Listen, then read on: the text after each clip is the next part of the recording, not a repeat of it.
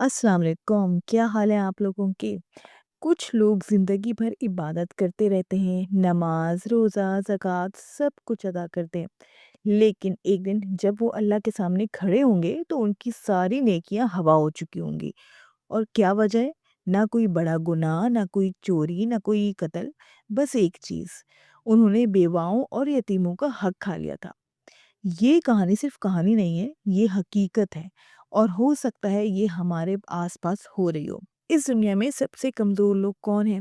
ना उनका कोई सहारा होता है, ना कोई पूछने वाला, बेवा और यतीम लोग। इस्लाम ने इनका इतना ख़्याल रखा है कि इनके हक को छीनना सीधा अल्लाह से जंग लेना है। लेकिन अफ़सोस, आज सबसे ज़्यादा ज़ुल्म भी इन्हीं पर हो रहा है। मैं आपको एक हकीकी वाक़या सुनाती हूँ। एक छोटा-सा शहर था, वहाँ एक आदमी रहता था, उसका नाम था फैसल। फैसल का एक भाई था, जो अचानक एक्सीडेंट में वफ़ात पा गया। उसके पीछे रह गई उसकी बेचारी बीवी और 2 छोटे-छोटे बच्चे। घर का कोई कमाने वाला भी नहीं था, ना कोई सहारा था उसका। शुरू में फैसल ने अपनी भाभी के साथ बहुत हमदर्दी दिखाई। लोगों के सामने कहता था, मैं हूं ना, मैं अपने भाई के बच्चों का बाप हूं अब। लेकिन आहिस्ता आहिस्ता उसका असल चेहरा सामने आने लग गया। उसके भाई की थोड़ी सी जमीन थी, एक छोटा सा घर था, जो असल में उन यतीम बच्चों का हक था। लेकिन फैसल ने चालाकी से डॉक्यूमेंट्स अपने नाम करवा लिए। बेचारी बेवा, ना पढ़ी लिखी थी, ना समझ रखती थी, मतलब उसको इतनी समझ नहीं थी। उसने चुपचाप सब कुछ बर्दाश्त कर लिया और सब कुछ होने दिया। वो क्या बोलती, उसमें इतनी हिम्मत नहीं थी। दिन गुजरते गए।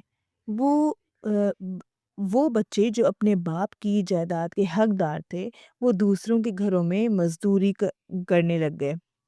और फैसल, उसने वही ज़मीन बेचकर अपना नया घर भी बना लिया।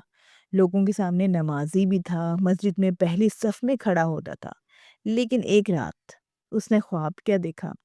उसने देखा कि वो एक अंधेरी जगह में खड़ा है। अचानक उसके सामने उसका मरहूम भाई आता है। उसकी आंखों में आंसू थे और वो सिर्फ एक जुमला कहता है, मेरे बच्चों का हक क्यों खाया? फैसल पसीना पसीना हो गया ये ख्वाब देखकर। वो भागना चाहता था लेकिन उसके पैर जम गए ख्वाब में। फिर उसने देखा, उसकी सारी नेकियां लोगों में बांटी जा रही हैं और जिन लोगों का उसने हक खाया था उन्हीं को उसकी नेकियां दी जा रही हैं।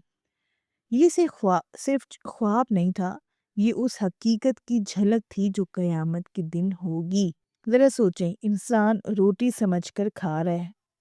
ज़रा सोचें, इंसान रोटी समझकर खा रहा होता है, लेकिन असल में वो आग खा रहा होता है।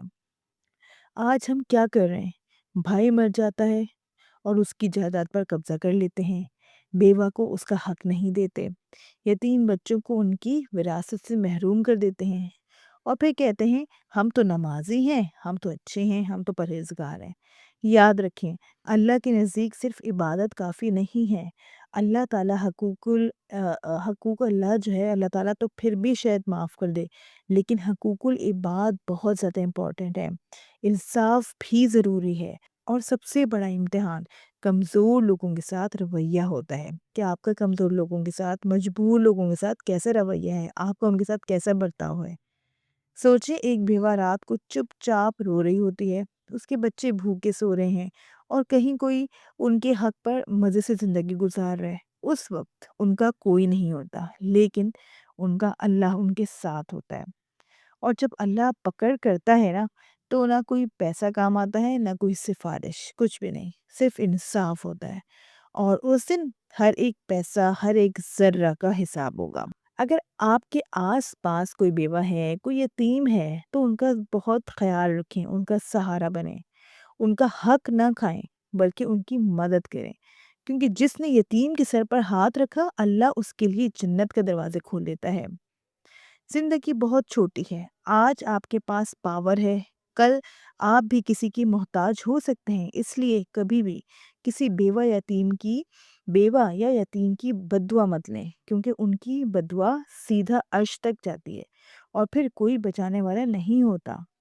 मेरी बातें पसंद आएँ, मेरी वीडियो पसंद आए तो इसको लाइक ज़रूर कर दें और उन लोगों के साथ शेयर करें जिनके साथ आप चाहते हैं कि ऐसी बातें शेयर हों। اپنی فیملی اینڈ فرینڈس میں سے، اور میرے چینل کو سبسکرائب ضرور کر دیں۔ اپنا رکھیں بہت سارا خیال، مجھے بھی رکھیں اپنی دعاؤں میں یاد۔ ٹیک کیئر، اللہ حافظ، بائے بائے۔